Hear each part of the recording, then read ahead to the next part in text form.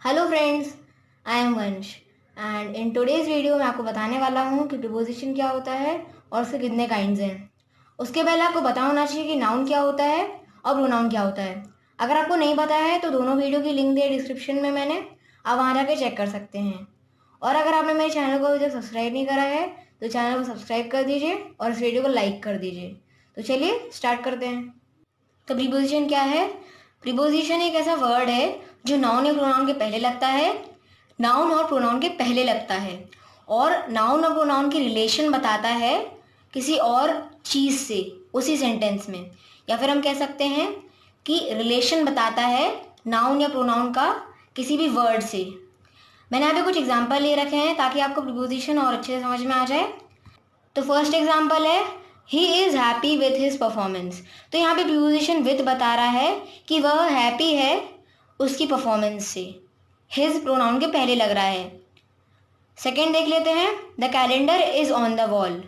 तो यहाँ पे द वॉल नाउन के पहले लग रहा है प्रीपोजिशन ऑन। तो प्रीपोजिशन से रिलेटेड एक और टर्म है object of a preposition. The noun और a pronoun before which a preposition is placed is called the object of the preposition. तो हमें पता है कि प्रीपोजिशन नाउन और प्रोनाउन के पहले लगता है और प्रीपोजिशन जिस नाउन और प्रोनाउन के पहले लगता है उसे हम प्रीपोजिशन का ऑब्जेक्ट कह सकते हैं या फिर ऑब्जेक्ट ऑफ द प्रीपोजिशन कह सकते हैं। तो चलिए एक एग्जांपल देख लेते हैं ताकि आपको ऑब्जेक्ट ऑफ प्रीपोजिशन समझने में दिक्कत ना हो। The Apple is in a basket. तो यहाँ पे जो प्रीपोजिशन इन है ये अ बास्केट नाउन के पहले लग रहा है, तो इसका मतलब अ बास्केट क्या हो गया? ऑब्जेक्ट या फिर ऑब्जेक्ट ऑफ प्रीपोजिशन। तो प्रीपोजिशन में जो प्री है वो बताता है पहले, बिफोर। पर कुछ केसेस में क्या होता है कि प्रीपोजिशन वर्ड के बाद में भी लग जाता है। जैसे कि एग्जांपल देख लेते हैं, in spite of, in case of, by means of. तो इन शॉर्ट प्रीपोजिशन सेंटेंस के एक पार्ट को नाउन या प्रोनाउन से रिलेट करता है। तो नेक्स्ट है हमारा types of preposition. Preposition of place and position, preposition of time, preposition of direction. तो हम पहले टाइप ऑफ प्रीपोजिशन से स्टार्ट कर लेते हैं, प्रीपोजिशन ऑफ प्लेस। तो जो प्रीपोजिशन ऑफ प्लेस है ये हमें बताता है कि जो नाउन या प्रोनाउन है वो किस प्लेस पे है या फिर किस लोकेशन पे है या फिर किस पोजीशन में है। तो यहाँ पे मैंने कुछ प्रीपोजिशन ऑफ प्लेस ले रखे हैं, वो देख लेते हैं। In, at, on, between, among, above, across, below, under, beside, by, behind. तो अगर हम एट की बात करें तो एट छोटी जगह के बारे में बात करता है और इन बड़ी जगह के बारे में बात करता है। तो मैंने यहाँ पे कुछ एग्जांपल ले रखे हैं, वो देख लेते हैं। My aunt lives at Toronto in Canada.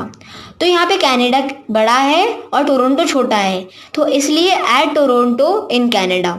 Second example देख लेते हैं, the pencil is in the box. तो यहाँ पे जो इन है ये लोकेशन बता रहा है पेंसिल की। तो थर्ड एग्जाम्पल देख लेते हैं, the pencil is under the table. तो यहाँ पे जो अंडर प्रीपोजिशन है ये बता रहा है कि जो पेंसिल है वो टेबल के नीचे रखी हुई है। फोर्थ एग्जाम्पल देख लेते हैं, the pencil is kept behind the box. तो यहाँ पे जो बिहाइंड है ये बता रहा है कि जो पेंसिल है वो बॉक्स के पीछे रखी हुई है। तो बिसाइड और बिसाइड्स का यूज़ देख लेते हैं। तो अगर दो चीज़ें पास में हैं और अगर हमें उनकी पोजीशन या फिर लोकेशन इंडिकेट करनी हो, बतानी हो, तो हम बिसाइड का यूज़ करते हैं। एग्जाम्पल देख लेते हैं, the mail is beside the office complex. तो जो मेल है वो ऑफिस कॉम्प्लेक्स के पास में है। तो बिसाइड्स इंडिकेट करता है डिफरेंट चीज़ों को, जैसे कि besides the teacher every one was tired. तो टीचर को छोड़ के सब लोग थक गए थे। तो कुछ प्रीपोजिशन ऑफ प्लेस जैसे कि अमंग और बिटवीन का यूज़ देख लेते हैं। तो अमंग हम तब यूज़ करते हैं जब हम दो लोग या फिर दो चीज़ से ज़्यादा के बारे में बात करते हैं, जैसे कि the purse is kept among the bags. तो यहाँ पे बता रहा है कि जो बैग्स हैं वो दो से ज़्यादा हैं। अब अगर हम बिटवीन की बात करते हैं तो बिटवीन दो लोग या फिर दो चीज़ों के बारे में बात करता है, जैसे कि the pan is kept between the jug and the cup. तो ये जो पैन है वो जग और कप के बीच में लगा हुआ है।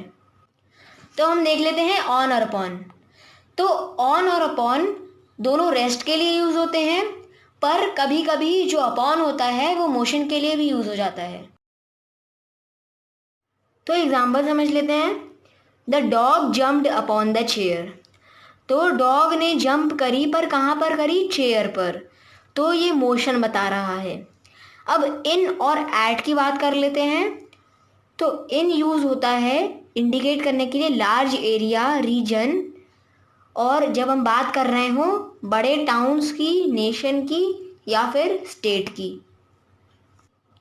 जो इन है वो आइडिया के बारे में बताता है, और जो एट है वो किसी स्पेसिफिक पॉइंट के बारे में बात करता है और जनरल नेबरिंग एरिया के बारे में।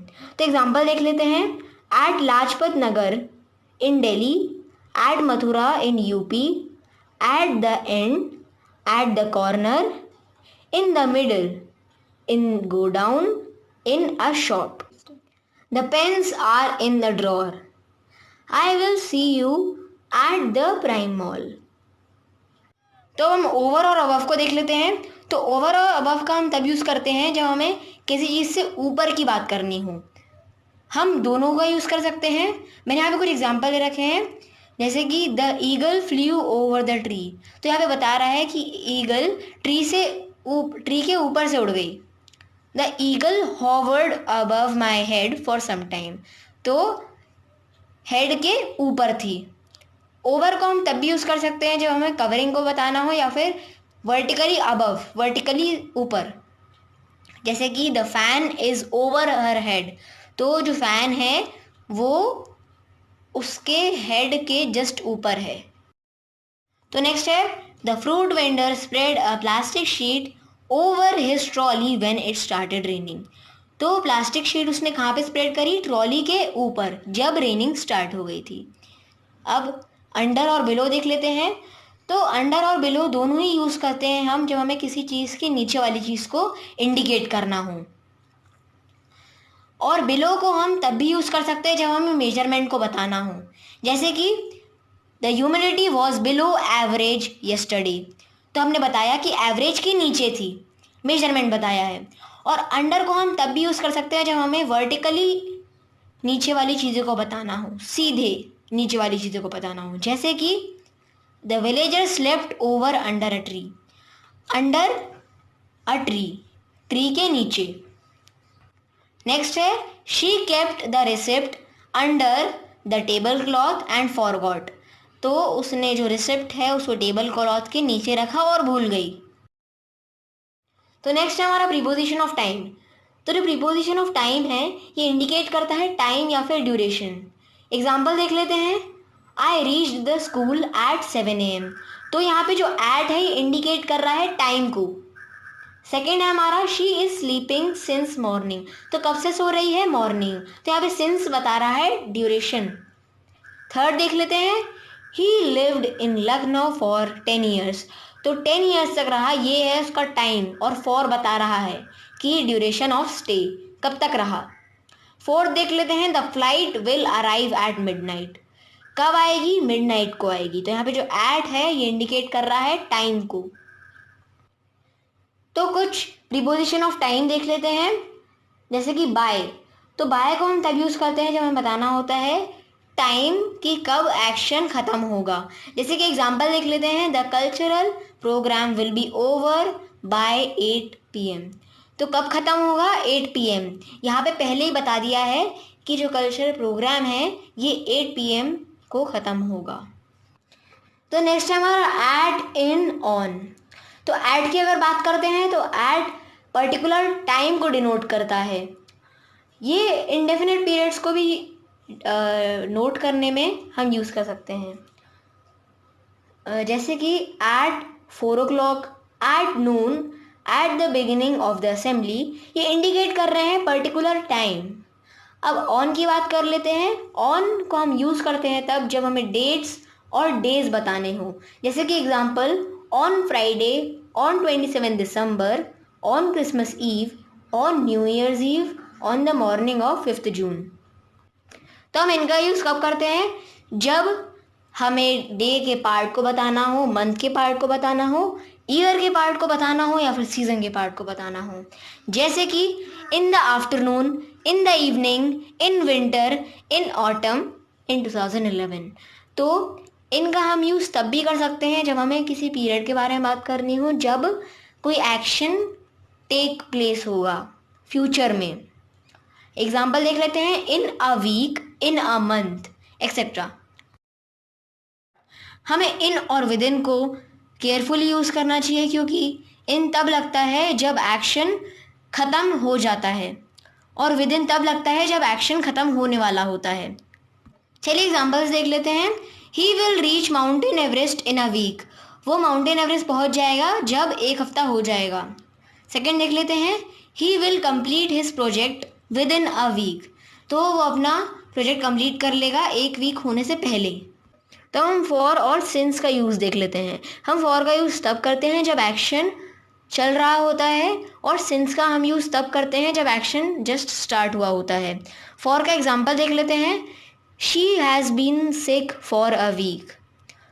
सिंस का एग्जाम्पल देख लेते हैं, they have been travelling since Monday. Next है हमारा फ्रॉम प्रीपोजिशन। ये इंडिकेट करता है एक्शन का स्टार्टिंग पॉइंट, और ये जनरली टू, टिल या अंटिल के साथ यूज़ होता है। तो चलिए फ्रॉम का कुछ एग्जांपल्स देख लेते हैं। He was the secretary of the club from 2001 till 2011। तो यहाँ पे टिल के साथ यूज़ हुआ है फ्रॉम। सेकेंड देख लेते हैं, the exhibition will be held from 5 November to 10 November 2020। तो यहाँ पे फ्रॉम टू के साथ यूज़ हुआ है। तो नेक्स्ट है हमारा प्रीपोजिशन ऑफ डायरेक्शन। तो ये डिनोट करता है डायरेक्शन या फिर मूवमेंट किसी चीज़ या फिर किसी पर्सन का। एग्जाम्पल देख लेते हैं, ही जॉग्ड अराउंड द पॉन्ड 5 टाइम्स। तो उसने जॉगिंग करी कहाँ पर? पॉन्ड के पास में।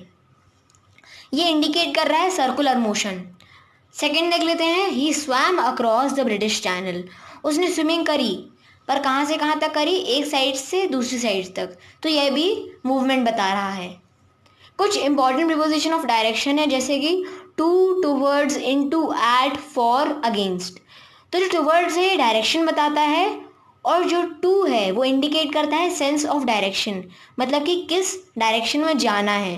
जैसे कि एग्जांपल देख लेते हैं, they went to the hospital. वो लोग कहाँ गए? हॉस्पिटल गए। The car went towards the gate. जो कार है वो किस तरफ गई? गेट की तरफ गई। तो नेक्स्ट है हमारा इनटू। तो जो इनटू है वो इंडिकेट करता है मूवमेंट कहीं अंदर जाने का, इंटीरियर में जाने का। जैसे कि एग्जांपल देख लेते हैं, the dolphin jumped into the water. कहाँ जंप करा? वाटर के अंदर करा, इंटीरियर में। The candidate walked into the room for the interview. कहाँ गया? रूम के अंदर गया। तो नेक्स्ट है हमारा फॉर। फॉर सजेस्ट करता है इसी मूवमेंट की बिगिनिंग को। जैसे कि एग्जांपल है, father left for office just now. Father अभी अभी गए हैं ऑफिस। और जो ऐड है वो कन्वे करता है आइडिया। जैसे कि मैंने बॉल फेंकी, यहाँ पे जो एग्जांपल लिखा है उसकी बात कर रहा हूँ मैं। जैसे कि उसने बॉल फेंकी, पर बॉल कहाँ फेंकी? मेरे पास फेंकी। तो हम अगेंस्ट की बात कर लेते हैं। तो जो अगेंस्ट है वो कांटेक्ट या प्रेशर बताता है। जैसे कि he threw the stone against the wall. तो उसने स्टोन कहाँ फेंका? Against the wall. तो ये कांटेक्ट बता रहा है। अब हम फ्रॉम, ऑफ, आउट ऑफ की बात कर लेते हैं। पहले फ्रॉम की बात कर लेते हैं। तो जो फ्रॉम है इंडिकेट करता है पॉइंट ऑफ डिपार्चर। जैसे कि एग्जांपल दे रखा है मैंने, the doctor has already gone from the clinic. Doctor यहाँ से पहले ही चले गए हैं। कहाँ से गए हैं? क्लिनिक से गए हैं। तो नेक्स्ट है हमारा ऑफ। ऑफ सेपरेशन बताता है। ये हम इंडिकेट करते हैं सरफेस ऑफ और डाउन फ्रॉम को बताने के लिए। एग्जाम्पल देख लेते हैं, she fell off the bicycle. वो कहाँ से गिरी? बाइसिकल से गिरी। The ball rolled off the road. कहाँ से रोल हुई? रोड से। तो नेक्स्ट है हमारा आउट ऑफ। तो जो आउट ऑफ है वो इनटू का अपोजिट है। इनटू मतलब क्या? इंटीरियर में आना, और आउट ऑफ मतलब कि इंटीरियर से बाहर आना। तो एग्जाम्पल देख लेते हैं, the butterfly flu out of the window. तो बटरफ्लाई कहाँ से बाहर आई? विंडो से। कुछ इंपॉर्टेंट प्रीपोजिशन का यूज देख लेते हैं, जैसे कि विद और बाय। तो जो विद है वो रिलेट करता है किसी पर्टिकुलर ऑब्जेक्ट के लिए जिससे एक्शन खत्म हुआ है, और जो बाय है ये एजेंट बताता है कि जिससे एक्शन हुआ है। एग्जाम्पल देख लेते हैं। The thief was hit by the policeman with a stick. तो थीफ को किसने मारा? पुलिसमैन ने मारा। तो पुलिसमैन क्या हो गया? एजेंट, इसलिए उसके पहले क्या लग गया? बाय। और ऑब्जेक्ट क्या है यहाँ पे? स्टिक, तो उसके पहले क्या लग गया? विद। नेक्स्ट है हमारा the tree was pruned by the gardener with a pruner. तो यहाँ पे अ प्रूनर क्या हो गया? ऑब्जेक्ट हो गया, इसलिए उसके पहले लग गया विद, और द गार्डनर हो गया एजेंट, इसलिए उसके पहले लग गया बाय। तो नेक्स्ट है हमारा आफ्टर एंड इन। तो हम आफ्टर का यूज़ तब करते हैं जब हमें पास्ट में बात करनी हो, और इन का यूज़ हम तब करते हैं जब हमें फ्यूचर में बात करनी हो। जैसे कि एग्जांपल देख लेते हैं। He has reached there after 2 hours। वो वहाँ पहुँचा 2 घंटे के बाद। नेक्स्ट है she will return to the office in an hour. वो ऑफिस वापस आ जाएगी 1 घंटे बाद। सॉरी इस सेंटेंस का मतलब है कि ये 1 घंटे में आ जाएगी। तो चलिए स्टार्ट करते हैं। On time and in time. तो जो ऑन टाइम होता है उसका मतलब होता है अरेंज टाइम, और इन टाइम मतलब कि लेट नहीं हुए हो, ड्यूरेशन ऑफ टाइम जो गिवन है उसमें लेट नहीं हुए हो। और एग्जांपल देख लेते हैं। I reach the airport on time. मैं एयरपोर्ट पहुंच गया अरेंज टाइम पे। नेक्स्ट है he reach the auditorium in time for the inaugural speech. ये टाइम ड्यूरेशन के अंदर आ गया, लेट नहीं हुआ है। कई बार हम ग्रुप ऑफ वर्ड्स को भी प्रीपोजिशन की तरह यूज करते हैं, और हम उन्हें क्या कहते हैं? Phrasal prepositions. तो मैंने यहाँ पे कुछ फ्रेजल प्रीपोजिशन ले रखे हैं। In spite of the rough whether she went for a swim. तो यहाँ पे इन स्पाइट ऑफ क्या है? फ्रेजल प्रीपोजिशन है। सेकेंड देख लेते हैं। The law was framed in accordance to the rules given in the constitution. तो यहाँ पे इन अकॉर्डेंस टू क्या है? Phrasal preposition. कुछ और फ्रेजल प्रीपोजिशन ले रखे हैं, वो देख लेते हैं। According to, with a view to, in case of, by means of, ये सारे वर्ड्स हैं जो फ्रेजल प्रीपोजिशन है। और कुछ वर्ड्स हैं जैसे कि regarding, concerning, bearing, considering etcetera, जो हम नाउन या प्रोनाउन के बिना भी ले सकते हैं। मैंने यहाँ पे कुछ एग्जाम्पल्स दे रखे हैं, वो देख लेते हैं। Regarding the dacoity an inquiry has been initiated. तो यहाँ पे रिगार्डिंग का यूज़ हुआ है। सेकेंड है concerning the demand of the labourers are draft has been prepared. यहाँ पे कंसर्निंग का यूज़ हुआ है। तो हमारा प्रीपोजिशन वाला वीडियो यहीं ख़त्म होता है। अगर आपको प्रीपोजिशन वाला वीडियो अच्छा लगा हो तो इस वीडियो को लाइक करिए और चैनल को सब्सक्राइब करिए। और मैंने प्रोनाउन और नाउन की लिंक दी है डिस्क्रिप्शन में, आप वो जाके चेक कर सकते हैं।